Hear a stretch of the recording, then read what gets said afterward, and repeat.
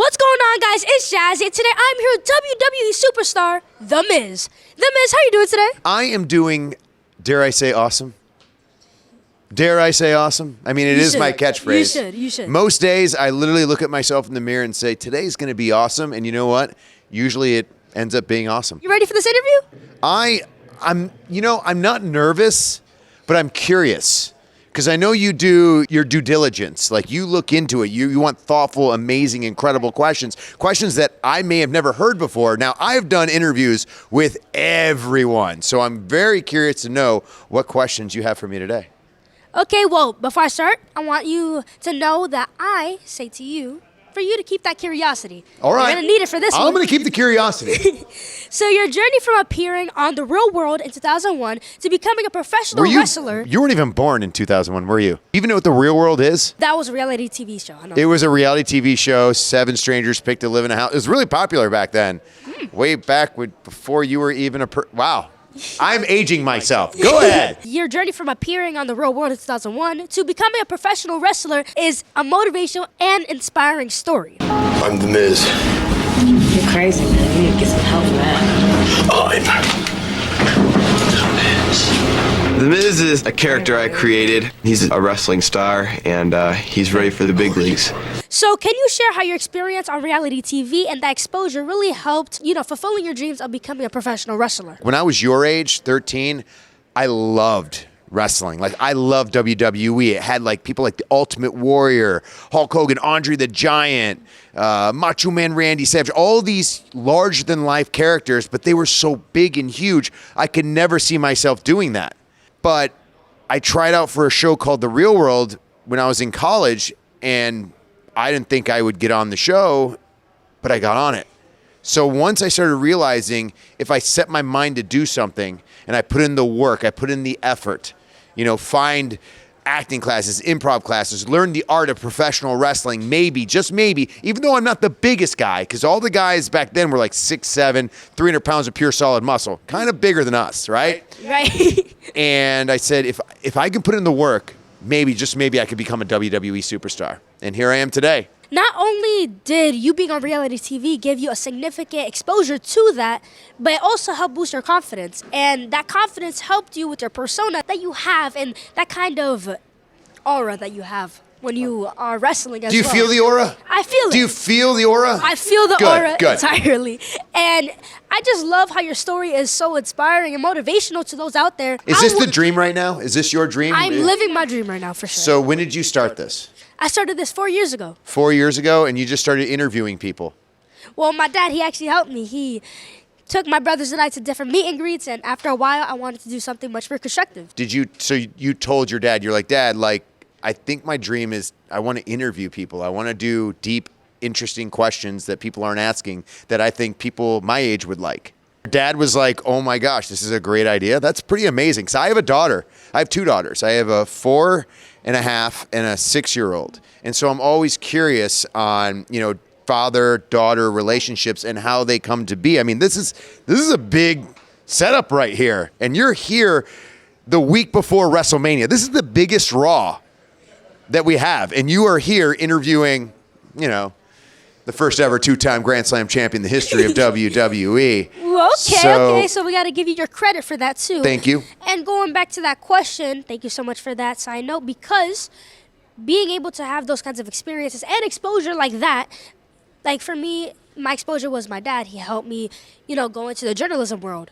So that kind of exposure helps you in the ring too. Yes. So I like to use every tool I possibly can in WWE and in the ring. So if I see a way to utilize, whether it's getting questions asked about, WrestleMania and the tag team titles I'm going to be going for at WrestleMania 40, this is at my disposal. But I also want to be able to perform in front of, say we're at Barclays tonight. We're at Barclays. There's going to be 20,000 screaming fans. I need to know how to get this audience on their feet, ready, excited for WrestleMania 40, for my tag team match, because I want them to be cheering me, rooting me on, because their electricity, their feeling, their being of being out there puts it into me, and it allows me to have electricity and allows me to do what I feel like I need to do to get to where I need to be.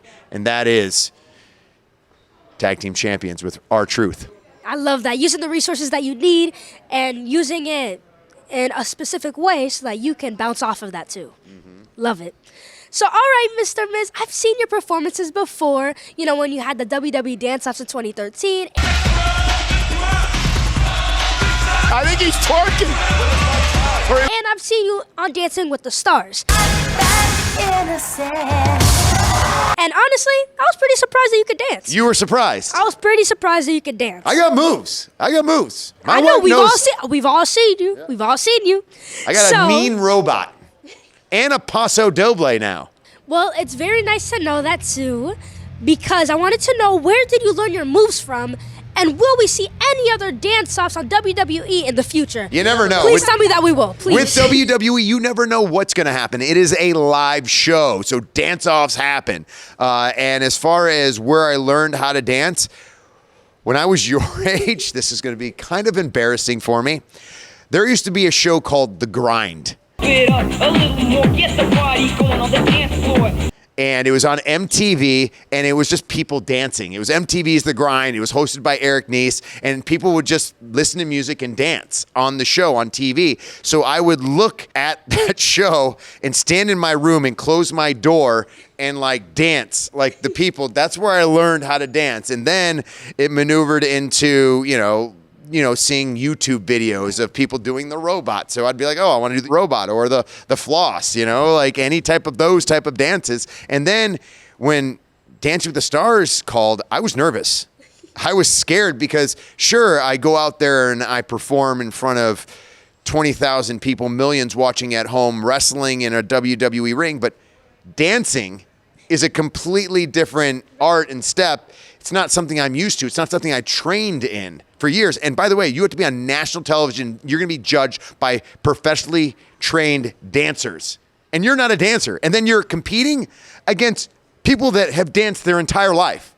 Like, that's what I was going up against. So it was very nerve-wracking, but I'm very thankful for it because I'm the type of person, and I recommend this to all the kids out there or any of your fans, when you're scared of doing something, sometimes you just need to look down deep inside you and say, you know what, I'm going to step out of my comfort zone. I'm going to go into this fear, and hopefully it will teach me something about myself. And that's what being a WWE superstar and doing all the things I've been able to do, I am petrified every time before I go out to WWE, every single time. Are you nervous before you do your interviews? Actually, I am. I get nervous a lot before every single one of my interviews, and I don't see that as a bad thing because that actually means that I'm interested in what I'm doing. And Miss Angie Martinez told me that too. So as long as you're nervous and as long as you get those butterfly feelings that you always get beforehand, that means that you love what you're doing, and that means that you should keep it up. 20 years into WWE, I am still getting butterflies, still nervous to this day. Sometimes I feel like I'm going to pass out. Sometimes I wonder, why am I doing this? What am I doing? And then once I get out there and I hear that audience, everything just comes to, and I realize this is what I was made to do. So even though you're scared of doing something, sometimes trying new things can get you to where you want to be. Right, stepping out of your comfort zones. And that's very important, especially when it comes to anything in life is going to help you get to your next step or your next goal or your next dream. So that's very important. And not only that, but we need to talk about your dancing because your dancing was amazing. We all loved you dancing, and hopefully in the future we can see more dance-offs because I'm sure all of your fans out there, the audience, they will all love to see it. Yeah, I mean, I don't know if Dancing with the Stars is going to call again. Usually, I think they've done the bring people back. I don't know if they ever wanted to bring me back. I think I might want to do it just because I'd want to redeem myself. I want to win. Like, I like to win, and I feel like I could have won that show, but it was incredible. My feet still hurt to this day from how much work I would put into every single day training. Everything doesn't just come easy. It's like, I don't just go out to the ring and like, I'm going to be a WWE superstar and just do it. It takes blood, sweat, and tears. It takes all these different things that you need to do to get to where you want to be, which is WWE, in my opinion. So you have done some legendary impersonations, especially when it comes to The Rock and John Cena.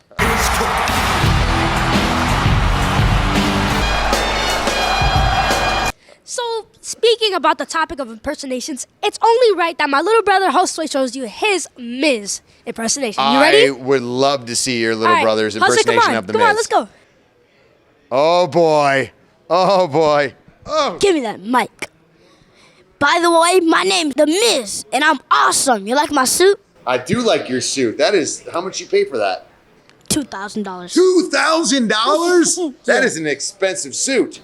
I know that. So you go out to the WWE ring. Do you have like a catchphrase or anything? I am Josue. I am king. And I am God. I'm scared. I know you are. I can see it in your eyes. With a little bit of age and a little bit of growth, you will turn into the next reigning, defending WWE champion. I'm going to turn into the next Rock. The next Rock? What about the next Miz? Yeah. Who would you rather be? Who would you rather be? The next Rock or the next Miz? Go ahead. Go ahead. Tell the camera. Tell the camera who you'd rather be. I think it'll be the next Miz because That's right. first of all, your suit. Wow, that looks nice. Thank you. See? And your hairstyle. Boom. Look at that. And all those matches. Okay. All Keep those coming matches with that you win. compliments. Keep coming with the compliments. I like it. I like it. I thought we were doing a Miz. Taking over. We're Hold on. taking over Jazzys show. Oh Taking my over God. Jazzys world. No longer Jazzys Hold on, I world. thought we were doing Oh, an impersonation here. I didn't know we were talking about suits. Yeah, that changed. I'm gonna see you. You're gonna see me? Hold the mic. All right. Okay. He's watching me. He's watching me. Good thing I'm not John Cena because then he wouldn't be able to see me. All right. You won with that joke. Well, as discussed, being a WWE superstar is not easy. And that was always a dream of yours. So who are some of the WWE superstars that you admired and why? When I was your age, I was a big fan of Ultimate Warrior. He painted his face, put streamers on his arms, and he would run down with such energy. And he would hit a dude with 3 clotheslines and hit a splash, 1, 2, 3. They would be done. And his energy was just so infectious. I loved it. I loved everything about the Ultimate Warrior. I loved his promos because you never knew what he was saying or why he was saying it, but you were intrigued by everything he said. And then growing into almost like a man, I guess you say, 18 years old, I was a big Rock fan. And everything that he said was electrifying. And even to this day, you're still looking at it. I've been a person that's been able to be in the ring with The Rock and feel that electricity that he brings each and every time. So those would be my 2 pretty much favorites. Who are your favorites? I don't like to pick favorites, but I have like a top 5 that I like to say. Okay, go ahead. Roman Reigns, Seth Rollins, Becky Lynch. Who else? You. There we go. Okay. I There know we you go. were waiting for it. I know you were Name waiting top for 5, it. everyone. You are waiting for top it. 5. You are waiting for it. I could tell. Okay. Well, I want to say that being able to see those people on TV growing up and being able to see their electrifying type of confidence really shows, and it shows that it stuck with you. It does. Because you also have that kind of energy when you're talking normally with people or even when you're in the ring. Of course. We always say in WWE, take from the people that you idolize. You know, like you take the in-ring work of like a Heartbreak Kid Shawn Michaels, the energy of a Rock and Ultimate Warrior, the charisma of a Hulk Hogan. You take all those, you wrap them up into one, and then that creates what maybe you want to be, and you utilize it to your advantage. Yes, you're totally right about that. And not only that, but I feel like kids out there who are watching WWE Superstars, maybe in the future, if they have a dream of going into the WWE, what they learned or what really stuck with them is going to show. I always tell kids if they want to be a WWE superstar, start by finding a character and start cutting promos in the mirror. No matter where you're at, whether you're stuck in traffic with your dad and you're in the back seat and you just start cutting promos on traffic or homework. Or maybe not your teacher to her face, but if you're in a mirror, cut a promo on your teacher or whoever, and you start practicing and developing different ways to maneuver. And then once you get to a certain age, you can start working out and maybe get into a ring and learn the proper way, because what we do is very, very dangerous. We always tell kids not to try what we do at home because what we do is very dangerous. We are trained professionals. We have trained for this years upon years. But if you get to a certain age where, you know, you're 18, 19 years old and you start thinking, I want to become a WWE superstar, go to acting classes, improv classes, start working out. and learn the art of professional wrestling inside a wrestling ring. And then all those tools, you gather all the tools you want for your particular goal, and then that will set you up for success. Wow. Well, all those resources that you have pointed out there is definitely what kids out there need. And when we talk about that too, can you please share some words of motivation to everyone watching my show? Wisdom and motivation. Always cheer for me. No matter where you are, what you're doing, I want you to cheer for me, and you can cheer for Jazzy's World. Okay, there we go. I was waiting for that one. Because it is awesome! Well, guys, I'm here at Mr. Miz, and we're having a great time. And until next time, jazzing out.